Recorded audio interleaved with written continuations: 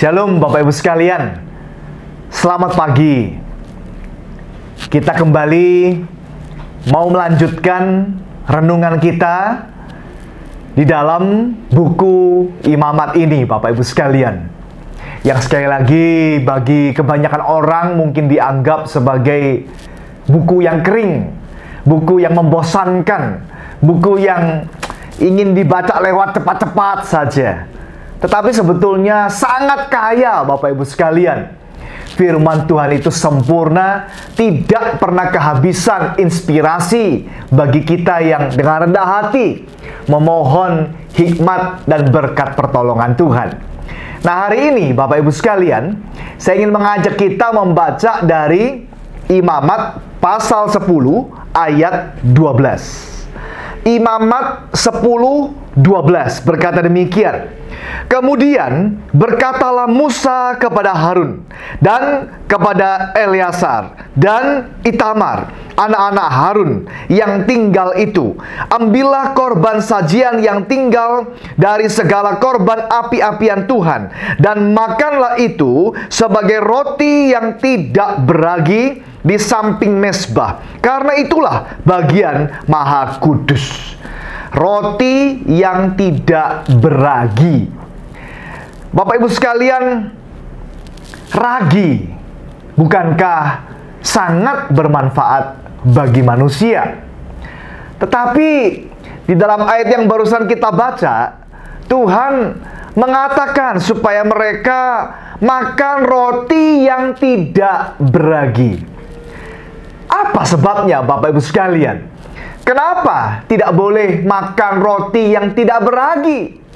Bapak Ibu, saya menemukan beberapa jawaban, beberapa alasan.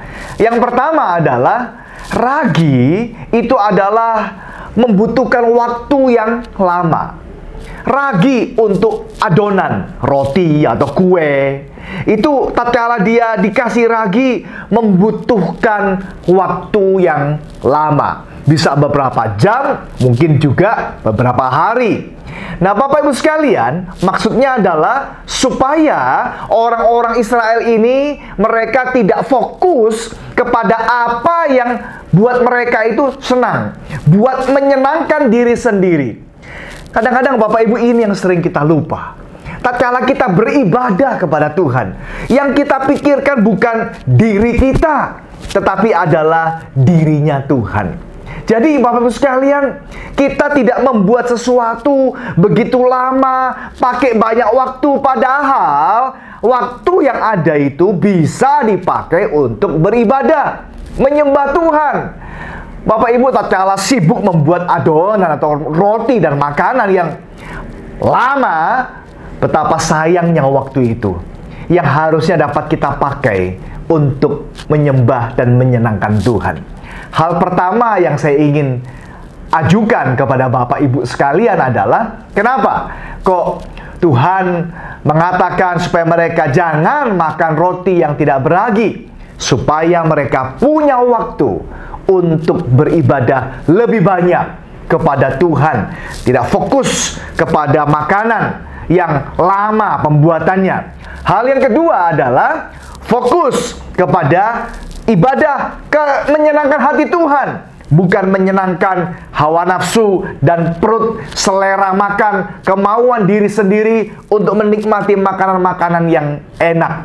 Yang ketiga, Bapak Ibu sekalian, ragi ini adalah lambang sebuah hal yang tidak asli, tidak sungguh-sungguh, tidak apa adanya. Harus dibuat sedemikian rupa sehingga berubah, sehingga mengembang, sehingga tidak seperti aslinya. Maksudnya di dalam hidup kita kepada Tuhan, Bapak Ibu sekalian, hal ini mengingatkan kita supaya kita itu selalu asli, apa adanya. Kita tidak menutup-nutupi hidup kita dengan berbagai macam hal yang kelihatannya begitu bagus, begitu indah, tapi sebetulnya di dalam hidup kita bobrok. Di dalam hidup kita penuh dengan hal yang tidak berkenan kepada Tuhan. Najis, kotor, tidak bagus. Bapak Ibu, Tuhan mau kita datang kepadanya. memakai waktu lebih banyak, menyenangkan hatinya, dan tampil apa adanya.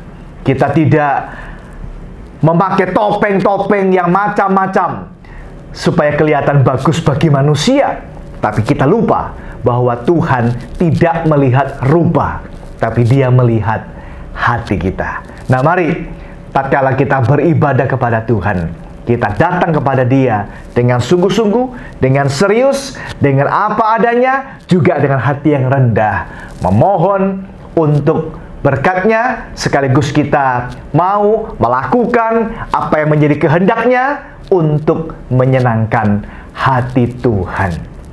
Amin. Kiranya Tuhan memberkati kita sekalian.